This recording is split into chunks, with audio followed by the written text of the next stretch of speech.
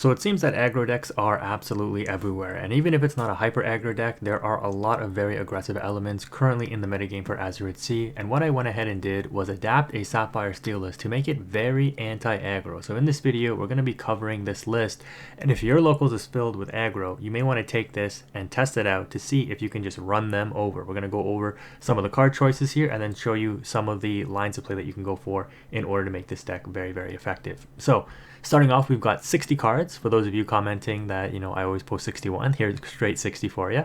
We've got 12 uninkable cards, mostly characters at 36, but a good number of other kinds of cards, and we'll cover those in just a bit. Mostly a steel deck, makes sense if we're anti-aggro with a couple of Sapphire, and it's interesting that we went with this pairing for the anti-aggro, and we'll cover one of the reasons why. On the cost curve here, you can see we're very, very saturated on 1 and 2 drops, very minimal 3 and 4 drops, and then a couple of 5s, 6s, and 7s. And the reason that the curve works out like this is because on 2, if you're not developing some anti-aggro tech such as Calhoun, you want to really be ramping with something like Tipo or Sail the Azure Sea. This will enable you to skip turn 3 and go straight to turn 4, which is ideally a Hiram if you played one of your 1-drop items. Or, on the next turn, turn 4, you'll be able to develop a 5 cost character, which is very efficient as well. And despite this low 3 count here, don't let that fool you, because obviously we also have the Robin Hood shift, which is turn 3. So if we have Robin Hood on 1 and no item, we can go for the shift line. If we get an item turn 1 and no Robin Hood, we can go for hopefully the ramp line in turn 2 into hopefully Hiram on turn 3. Not the Prince, Hiram. So that's kind of the thought process behind it. It's been working out decently well. I played 4 matches with it, and I went 2 and 2, but I did play against 2 control decks. I lost against another Sapphire Steel, unfortunately, and a Ruby Sapphire. It seems like I play Ruby Sapphire every time I test these decks, and I thought the deck was not supposed to be that popular anymore. But I did absolutely clap up an Amethyst Steel and an Emerald Amethyst. So if Amethyst is running wild, if Emerald is running wild at your locals, this deck probably could do work against them. So let's go ahead and break this down further. On 1, we've got Robin Hood and Popsicle Fortisphere. That's a total of 12, which should be reflected here, 11 and 4. And we've got one addition. Oh, sorry, and Fire the Cannons as their 1 drops as well, of course. So again, really good anti-aggro tech for like those merfolks and things like that. On 2, we've got Tipo. We've got the Imperial Bow at 4. So this is a tech that I started to include, and I see a lot of people now jumping on this, which is really good to see. This is anti-Genie tech. This is anti-Diablo tech, anti-Maui tech, right? Maui Shark. Very, very good card overall, because most of this deck is heroes, and we'll cover that as well. But yeah, we've got the Imperial Bow. This is also a very efficient item for Hiram, and you'll see that. We've got 2 Mouse Armor. The more that I use this card, the more that I like it, because like I said, I lost to a Sapphire Steel, and other Steel decks could give you some trouble. So playing this can help mitigate, like it did make a difference in my Amethyst Steel match that I won. I put this on, I forget, I kept using it, but I put it on like the Simba that I got out, I think, eventually, and the opponent just like could not deal with it. Like the resist +1 carrying over for their turn, right? Dodging like their Tinkerbell pings, reducing the damage. They did eventually out the Simba with like a Zeus, but the Simba took out like 3 threats. Like it challenged twice and dealt 2 damage to take 1 card out, and then dealt 2 damage to something else that I took out later. Like it put in its work for sure. But yeah, resist to like Tinkerbell helps it survive as a Zeus straight up, which is nice.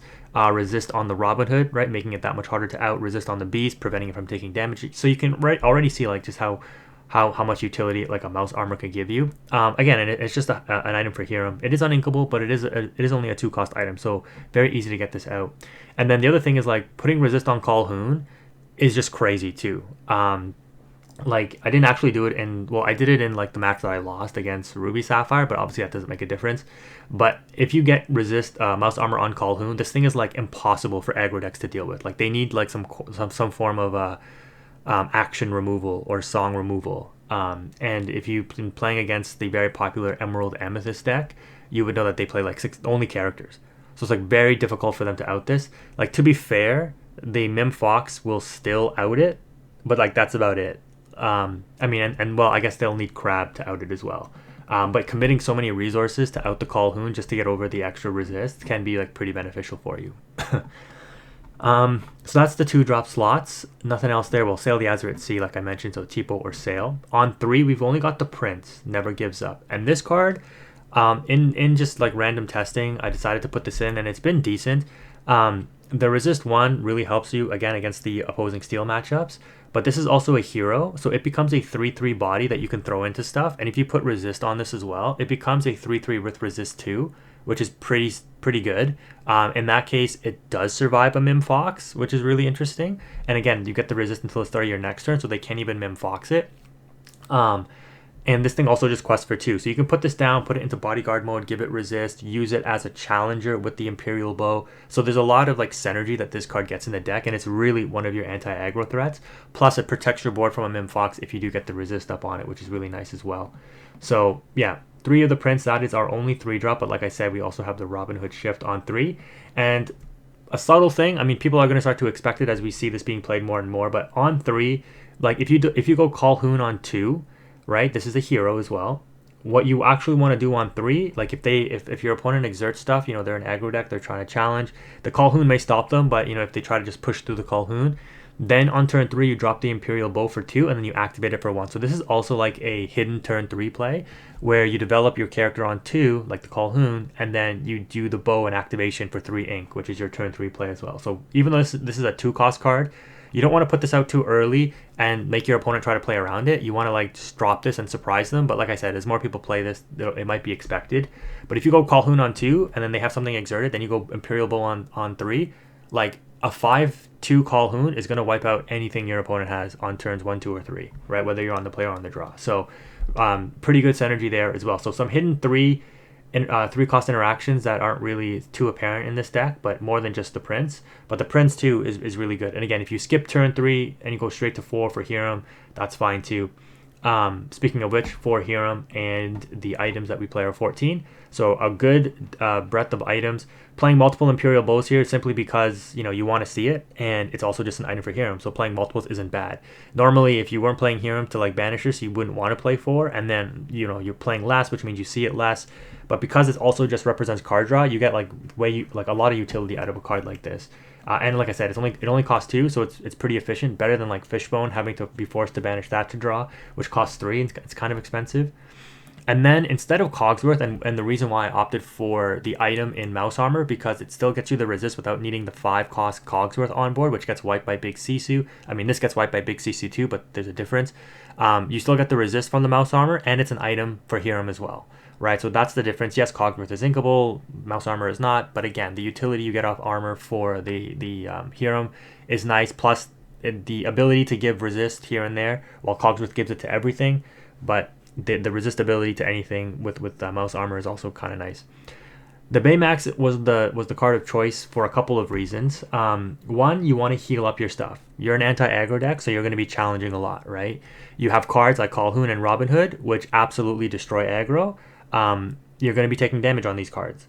You're going to be getting lore when you banish with these cards, so you naturally want to challenge. Same with the Tinkerbell, same with the Simba. So you have like 4 different cards, a total of 14 cards that you actually want to throw into an opponent's threat. And so Baymax just makes a lot of sense in this deck. Yes, the resist would be nice, but the Baymax synergizes well because taking damage is fine as long as I don't lose my card. So why not just heal it up? And when I heal it, I get lore in the process. So this helps me keep pace with the aggro decks if they're questing up a lot, like dropping the Baymax, getting the lore, healing my Robin Hood. Now he's like even tougher for them to out, right? Healing the 1 damage on the Calhoun, making sure that you can continually challenge X and 2 characters or X and 3 characters with the resist. Pretty strong. Healing up Tinkerbell so that she doesn't get outed the next turn after I use her to challenge, because that's another thing, right? Your opponent might try to bait you into using your Tinkerbell, put like 2 or 3 damage on it, then they have a plan to finish off the Tinkerbell to clear it off the board the next turn. Well, you can't really do that if I heal up the 2 damage with the Baymax, right? So a couple of cool synergies with the deck as well. Keeping Beast Tragic Hero healthy. I've talked about this interaction before.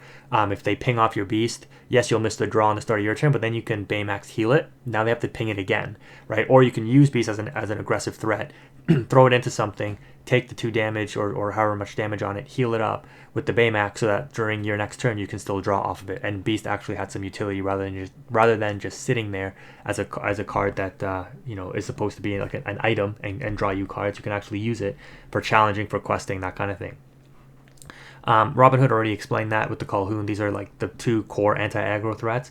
Obviously Tinkerbell, once it comes down, should spell GG's for the opponent because unless they're very close to winning the game and can close it out with goats or something, which they should not be able to do because you've been stopping them along the way. And then 2 Simbas for the same reason as you play Tinkerbells. Just way, like, once you get to the upper end here, you just lock up the game with these cards. What I will say is, like, you can probably, like, I shouldn't say you should forego the Simba, because the reason why you play Simba and the Tinkerbell is more efficient, being 6, but it cannot use the Imperial Bow. The Robin Hood can use the Imperial Bow, which is, like, really good interaction. So can, like, all of these cards except for the Tinkerbell. And the obviously the Hiram, but you would never use it on Hiram anyways. Like, these are the only 2 upper end cards that cannot use the Imperial Bow. The Simba being a 7/7, when you put the bow on it as well as have evasive, just makes this thing like a tank that will take out anything. Like, it's kind of crazy. Like, there's interactions. I didn't do it in my actual live matches, but you can, like, Simba, throw it into a genie, take 2 damage, right? And then, like, deal 2 damage to another genie and then fire the cannons that genie away with the Imperial Bow and the Simba. It's like, it's crazy how much control you get with like these setups. Again, you have card draw with the Beast and the Hiram, and then your 8 redraws with these items, and then another 4 redraws with the Sail the Azeroth Street. So between these, I found that it's definitely more than enough to kind of keep going. Again, your control matchup is kind of rough depending on how it goes. Like, the reason I lost to the opposing Sapphire Steel list is because they were on the Jim Hawkins, and they pulled off the interaction twice in the game where they used the small Jim, inked, gave +2 to the small Jim challenger, and then was able to shift Big Jim, and then the Big Jim gets the +2, so he's a 7/5, and then they, like, threw it into my Simba and instantly outed it on the second one that they did. The first one they did, I think they outed, like, my Beast Tragic Hero that I exerted, which I probably shouldn't have, but, like, I lost the game because of that. Like, if I would have kept the Simba up, I might have had a pretty good chance to win that one, but because they did that Jim shift, which I should have seen coming, I was like, you don't have a second Jim. They had, like, 2 cards in hand. I'm like, there's no way you have a second Jim, because I think they went through, like, well, they only went through 1, and those lists only played 2 to 3, but I guess I shouldn't have played into it either way. So yeah, misplays on my end for losing that, but maybe if I played better, I could have won that and went 3-1 instead of 2-2.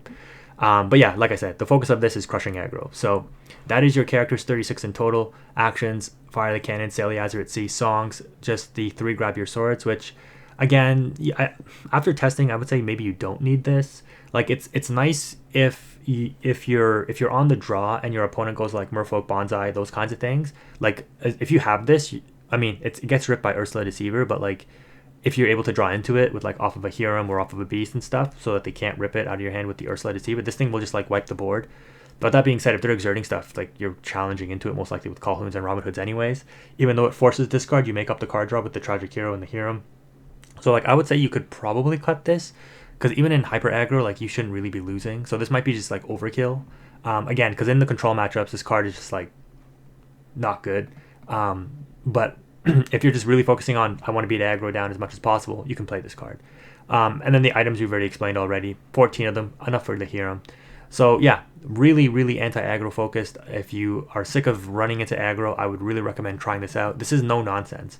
Alice is very good, but, on 3, the Prince being inkable, being a card that synergizes with the Imperial Bow, having the resist, synergizing with the mouse armor, questing for 2, right? Like, you don't need the ward, you don't need to give the +1 lower. You're just, I'm dealing with the board state constantly, so that's really good for that. That's going to wrap it up for the deck profile. Let me know what you think in the comment section below. I might throw in a simulation or wrap up this video depending on how long it is, but if you made it this far, thank you again for watching. I don't know if I'm going to be out yet, so we'll see.